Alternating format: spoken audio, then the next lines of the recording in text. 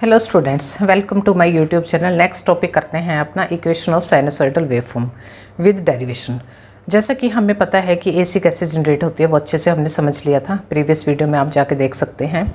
तो इसके बाद हमें अपनी इक्वेशन को अब जनरेट कराना है। इक्वेशन को अपने को देखना है कि वेव फॉर्म की इक्वेशन को किस तरह से लिखते हैं। यहाँ पे हमारी ना जब भी हमने जनरेट कराया था वहाँ पे भी हमारे दो फैक्टर्स मेन काम करते हैं, एक तो कोयल और दूसरा हमारा मैग्नेटिक फील्ड यानी कि मैग्नेट जहाँ रखे होते हैं। तो जनरेशन में हमारे दो तरह से जनरेट करा सकते हैं, या तो आप कोयल को स्टिल रख लो, मैग्नेट्स को घुमा लो, या आप कोयल को घुमा लो, मैग्नेट्स को स्टेबल रख लो। तो इस तरह के केस में हमने यहाँ पे जो एग्जाम्पल या पिछले जो एग्जाम्पल लिया था, मोस्ट ऑफ द एप्लीकेशंस में हमारे एप्लीकेशंस के कोरस्पॉन्डिंग है कि हम मोस्टली कोयल को घुमाते हैं, मैग्नेट्स को फिक्स रखते हैं। तो यहाँ पे भी हमने क्या लिया, एक कोयल है जिसमें n नंबर ऑफ टर्न्स है। टर्न्स मीन्स n लपेटे दिया। कोयल कैसे बनी है, सीधी वायर को हमने क्या कर दिया, लपेट दिया है, लपेटे छल्लेदार n टर्न्स में, मतलब उसी को हम बोलते सोलेनोइड, आपने पढ़ा है जैसे लास्ट मैंने कराया। तो उसी को n क्या है, इसकी नंबर ऑफ टर्न्स है इस कोयल की। यहाँ इसमें क्या रखा है, ये मैग्नेटिक फील्ड है, स्ट्रॉन्ग मैग्नेटिक फील्ड में कोयल स्टेम रखी हुई है। ये किस तरह से अब इसको हम घुमाएंगे, इसको हम घुमाएंगे एंटी क्लॉकवाइज विद वेलोसिटी। कौन सी वेलोसिटी लेंगे हम, एंगुलर वेलोसिटी, जिसको हम ओमेगा से रिप्रेजेंट करते हैं। और ये वेलोसिटी हमारी क्या होती है, रेडियन पर सेकेंड घूमेगा। अब हमें ये एक क्वेश्चन आ सकता है आपके दिमाग में कि इसको एंटी क्लॉकवाइज क्यों घुमा रहे हैं हम, काउंटर क्लॉकवाइज, क्योंकि यहाँ पे हमारी ना ट्रिग्नोमेट्री यूज़ होगी। अब ट्रिग्नोमेट्री के कॉरस्पॉन्डिंग हम फर्स्ट क्वाड्रेंट सेकंड, क्योंकि एंगल की बात हो रही है ना, तो हम एंगल के कॉरस्पॉन्डिंग 0 से लेकर अपना राउंड पूरा करते हैं 360 डिग्री तक। ऐसे जनरेशन में भी था, तभी ये हमारी ये वेव फॉर्म जनरेट होती है। इस सेकंड एग्जांपल में, सेकंड जो डायग्राम है ना, इसमें हमने क्या किया, अब इसी कोयल को ना हम मूव करा रहे हैं, इसको हम घुमा रहे हैं एंगल, कौन से एंगल से, ओमेगा एंगल से। ओमेगा मीन्स थीटा एंगल से। थीटा क्या है आपका, ओमेगा टी के इक्विवेलेंट।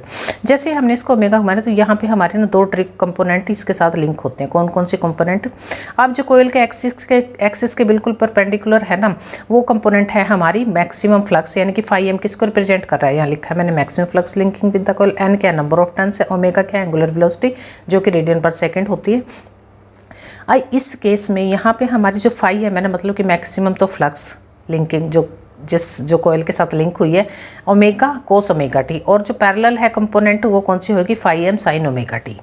अब इसके कॉरस्पॉन्डिंग अब हमारी इक्वेशन में हम क्या करेंगे अपना, ये इस तरह की हमारी, अब ये जैसे हमारी कोयल घूम रही है ना, तो हमें इस तरह की वेव फॉर्म मिल रही है, ये साइनसोइडल वेव फॉर्म के इस चीज़ के लिए हम क्या करेंगे, अब हम अपना रिकॉल करेंगे फैराडेज का इलेक्ट्रोमैग्नेटिक इंडक्शन लॉ। उस लॉ के कॉरस्पॉन्डिंग क्या कहता है कि जो मैग्नीट्यूड है ना, at an instant of induced EMF का जो मैग्नीट्यूड है वो क्या होता है आपका, वो होता है आपका E is equals to negative N d phi by d t. Phi क्या है आपकी फ्लक्स लिंकेज है, डी बाई डी टी मतलब चेंज ऑफ फ्लक्स पर टाइम, एन क्या है नंबर ऑफ टर्न्स है, ई क्या है induced EMF at an instant, ये हमारा मैग्नीट्यूड हो गया। अब ये नेगेटिव साइन लेंस लॉ के कॉरस्पॉन्डिंग आता है, जो चीज़ ईएमएफ को प्रोड्यूस कर रही है ना, इंड्यूस करती है, वही चीज़ इसको अपोज भी करती है, उसके कॉरस्पॉन्डिंग वही क्या कहते हैं, ये नेगेटिव साइन आता है। अब यहाँ पे हमारा जो मैक्सिमम फ्लक्स जो लिंक है ना कोयल के साथ, वो है हमारी, यानी कि फाई किसके इक्विवेलेंट है आपकी, मैक्सिमम टाइम मैक्सिमम फ्लक्स क्या है, phi m cos omega t. तो हम यहाँ पे क्या करेंगे, E is equals to negative N d by d t, और फाई की जगह हम क्या रख देंगे, phi m cos omega t, क्योंकि लिख भी देते हैं यहाँ पे। अब हमारा फाई किसके इक्विवेलेंट है, phi m cos omega t के, ठीक है। अब इसको हम क्या करेंगे, सीधा क्या हो रहा है, डेरिवेट करें, मतलब इसकी डिफ्रेंशिएशन करेंगे ना, तो डिफ्रेंशिएशन कर तो इसको सीधा मैथमेटिकल करेंगे यहाँ पे, negative N d phi by d t, यानी कि फाई एम हमारा क्या हो जाएगा, ये भी कांस्टेंट टर्म है, आगे आ जाएगी। हमने किसको डिफ्रेंशिएट करना है, डी बाई डी टी किसका करेंगे हम, कोस ओमेगा टी का। तो ये हमारा क्या हो जाएगा, नेगेटिव एन फाई एम, इसका डेरिवेशन क्या होता है, कोस का आता है नेगेटिव साइन, यानी कि कोस का आएगा हमारा माइनस साइन ओमेगा टी, और ओमेगा टी टी के कॉरस्पॉन्डिंग हो रहा है तो इनटू ओमेगा, यानी कि ओमेगा को भी आगे लेके आ जाएंगे, नेगेटिव नेगेटिव हमारा पॉजिटिव हो जाएगा, तो N omega phi M sine omega t, ये आगे हमारी इक्वेशन यानी कि ई। अब हमारा ये मैक्सिमम कब होगा, इंड्यूस्ड ईएमएफ कब होगा मैक्सिमम, अब जब साइन थीटा यानी कि ओमेगा टी, देखो थीटा किसके इक्विवेलेंट है आपका, theta is equals to omega t. जब थीटा हमारा साइन थीटा जब हमारा 1 कब होता है 90 डिग्री पे, यानी कि जब हमारा ये ओमेगा टी 90 डिग्री पे जाएगी तब हमारी इक्वेशन होगी मैक्सिमम, यानी कि जब हमारा ई एम कब होगा, मैक्सिमम कब मिलेगा हमें अपना इंड्यूस्ड ईएमएफ, जब हमारा sine theta when E M कब is equals to when sine omega t is equal to 90 degree. Sine 90 means sine theta 90 degree, यानी साइन 90 डिग्री इक्वल्स टू 1। तो ये ई एम हमारा किसके इक्विवेलेंट हो जाएगा, उस केस में हमारा हो जाएगा ये, यहाँ पे ये 1 आ जाएगा, तो ई एम हो जाएगा हमारा एन ओमेगा 5m। और हमारी इक्वेशन इंड्यूस्ड ईएमएफ, हमारी इक्वेशन क्या रहेगी अब, E is equals to N phi की जगह हम रखेंगे E maximum sine omega t लिख लो या साइन थीटा लिख। और अगर करंट का केस है तो सेम रहेगा, वहाँ पे हमारा आ जाएगा मैक्सिमम वैल्यू ऑफ करंट और साइन ओमेगा टी। ये है हमारी derivation for the sinusoidal wave form. बहुत आसान। अपना नेक्स्ट टॉपिक करते हैं बच्चों, phasor representation of sinusoidal quantity. आप जैसे कि यहाँ पे ना फेजर और फेज में अंतर होता है, कई बार आप अगर कंफ्यूज हो जाएं कि फेजर क्या है, या स्पेलिंग में भी अंतर है, तो वैसे भी फेज होता है PHASE और ये है फेजर। सबसे पहले तो हमें समझना पड़ेगा कि फेजर रिप्रेजेंटेशन होती क्या है किसी भी क्वांटिटी के लिए। फेजर क्या होता है, phasor is a vector, phasor it is a vector that represents a sinusoidal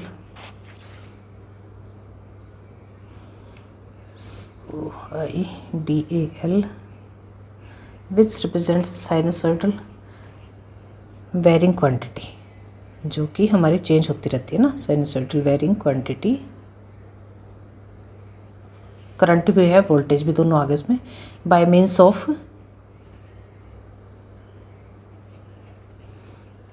line rotating. यही बात जो मैं लिख रही हूँ ना, यही हम करने वाले हैं अभी।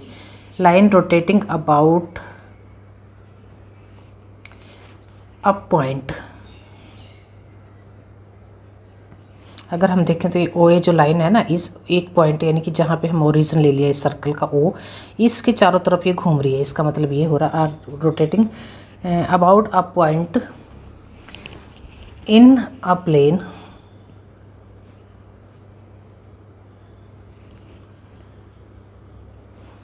The magnitude of the quantity is magnitude of the quantity of the quantity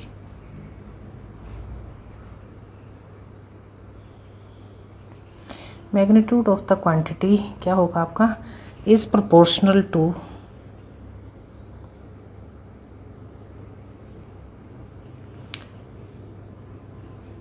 the length of the line. Length of line, magnitude क्या होगा, लाइन की जितनी लेंथ होगी ना उसके कॉरस्पॉन्डिंग होगा, and length of the line and the phase quantity is equals to, ये phasor है, यहाँ फेज एंगल की बात हो रही है, the phase quantity is equal to, किसके इक्वल होगी, the phase quantity is equals to the angle between, किस किस के बीच में angle, is equal to the angle between line and ये reference line and the reference line. किसी ना किसी को तो रेफरेंस लेके चलेंगे ना। अब देखो फेजर डायग्राम, अब फेजर रिप्रेजेंटेशन क्या है किसी भी साइनसोइडल क्वांटिटी की, वो क्या कहता है कि ये एक ना वेक्टर टर्म है। फेजर जो है ना एक वेक्टर है जो कि हमारा रिप्रेजेंट करता है किसी भी साइनसोइडल वेरी क्वांटिटी को, करंट और वोल्टेज को। बाय मीन्स ऑफ हम क्या करेंगे, एक लाइन है हमारी ओ ए जो कि हमारी रोटेट करेगी अबाउट अ पॉइंट, एक ही पॉइंट इस पॉइंट के कोरस्पॉन्डिंग रोटेट करती जाएगी, चक्कर काटती जाएगी, उसी को रिप्रेजेंट करेंगे हम यहाँ पे। जो मैग्नीट्यूड होगा ना उस क्वांटिटी का, वो हमारा प्रोपोर्शनल होगा इस लेंथ ऑफ द लाइन की। यानी कि मान लो मैंने यहाँ पे ओ है ना मेरा, अब इस टाइम ये लेंथ हमारी है, इसके कोरस्पॉन्डिंग अगर मैं इसकी प्रोजेक्शन देखती हूँ ना इस आगे ले जाके इस साइनसोइडल वेव फॉर्म पे, तो ये हमारा क्या आ गया, मैग्नीट्यूड आ गया, यानी कि इसकी वैल्यू जो भी हो सकती है। और एंगल क्या होगा, दूसरा किसको रिप्रेजेंट करेगी, एक तो उसके मैग्नीट्यूड को क्वांटिटी के, दूसरे उसकी एंगल को। डायरेक्शन मतलब एंगल अगर पॉजिटिव है नेगेटिव डायरेक्शन कैसे आएगी साइनसोइडल, हमने ये तो समझ लिया कि जनरेट हो रही है। अब इस चीज़ को हमने कैसे निकालें कि कब हमारी वेव फॉर्म नेगेटिव में जाएगी, कब हमारी पॉजिटिव में, कब 0 पे, कब हमारा 180 पे, कब 360 पे, ये इसी से हम रिप्रेजेंट करेंगे फेजर से। सपोज करो यहाँ पे जो मेरी वैल्यू है ना फेजर की, अब हमने क्या लिया है कि ये एक लाइन को ना हमने OA को एक थीटा एंगल से हमने क्या कर लिया, इसको घुमाना शुरू कर दिया, किस वेलोसिटी से, एंगुलर वेलोसिटी से।